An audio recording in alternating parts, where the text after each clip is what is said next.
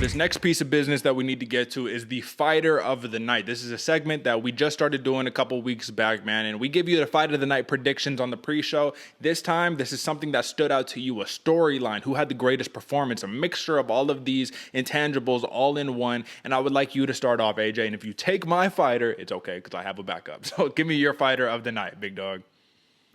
Man, that's a good thing, Derek, is there was actually a couple fighters this week that you could choose from, man. There was a lot of good storylines, a lot of good fights going forward, but my fighter of the night is Parker Porter, all right? This dude came in, like we were all saying before, very unassuming. He looked like he was going to get steamrolled, kind of the bigger guy. Nobody really expected much from Parker Porter, but homeboy came to throw. And yeah, they might have gotten a little tired in the third round, but what I like most about Parker Porter in the first and the second, you could see him taking Chase Sherman's soul.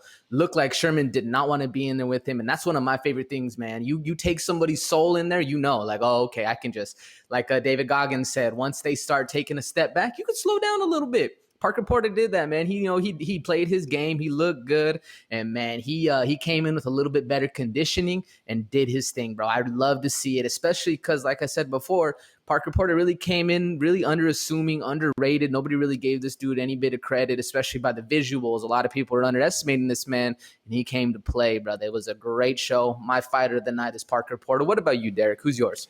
Well, first off, let me just make a comment on this one, man. What makes it even more incredible about Parker Porter's story is that not only did he take Chase Sherman's soul,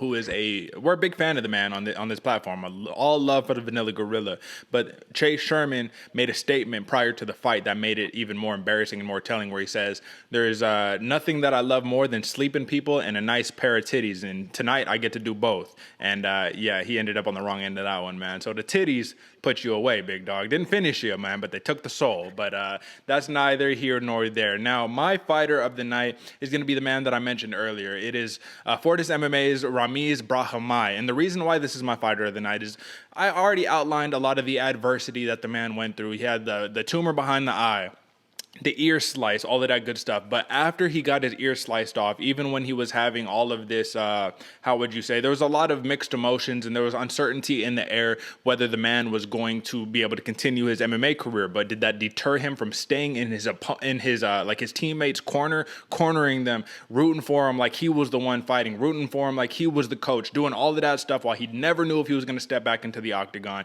goes back into the octagon, literally dismantles Sasha Palatnikov. And folks, if you don't know who this man is, like the way that Impa Kasanganay in his last fight fought Palatnikov, that was kind of impressive. That was Impa doing his thing. Brahimaj came in there, smashed him, took his back, took his neck, put him to sleep. Literally had him gurgling, snoring, unconscious, right? What does he do? He gets up, he stares at the camera, like Durinho, Gilbert Burns stares into the camera talking about all praise be to Allah, shout out Mike Tyson, you know what I'm saying? There was something visceral about that. It made me feel it on a visceral level. It made me feel it on a primal level where I'm like, this man and all of the adversity that he went through, he finally got the big win. And what does he do in his post-fight presser, AJ? Does he say, hey, I'm going to call out all these people, y'all suck, y'all chumps, I'm here to take over? No, he says, I want to go build a well for some people who need it more than I do, man. All these people need so much more. I really don't need this. I want to give. I don't want to take. I want to give. And for that reason, Ramiz Brahimaj is my fighter of the night. The man is a class act, and it goes deeper than fighting, clearly, folks. He's being the change that he wants to see in the world, and that's part of the job, not only as a professional athlete, but as someone who has a platform who can make a difference. So I know that went off of the regular MMA tangent, and that got a little bit deeper and a little bit more personal for me, folks, but that's what makes a fighter of the night in my book.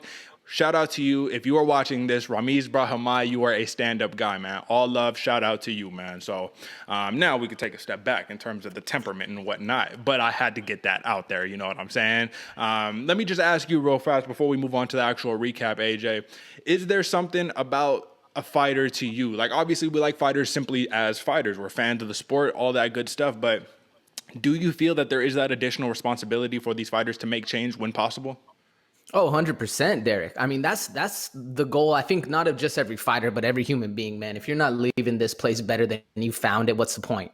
And the fact that you have a mic and you're spouting information to hundreds of thousands of people watching, and that's what you say, I want to build a well for other people, man, like all credit to him, because a lot of us are very selfish. A lot of us are literally thinking about me. where he's thinking about everyone else, bro. That was, like you said, Derek, I felt that on a visceral level as well. And the fact that he had the presence of mind to actually say that stuff, and it shows what he truly wants. And it's not just some clout chase or not something like that, bro. That is the definition of a great human being, not just a great fighter. And I think as the fight, after the fight, your adrenaline's pumping, your emotions are feeling that way. And the fact that he's able to, calm down and really say what he wants, man, absolutely beautiful. I love that. I love that in him. Agreed, man. But listen, man. Shout out to him. We gave him a couple of minutes. Now let's move on to some recap, big dog. All right, folks, drop a like, subscribe, all of the good stuff. You already know what time it is, man. BloodyWaterPodcast.com. Hit us up on Instagram at Bloody Water Podcast and on Twitter at Bloody Water Pod.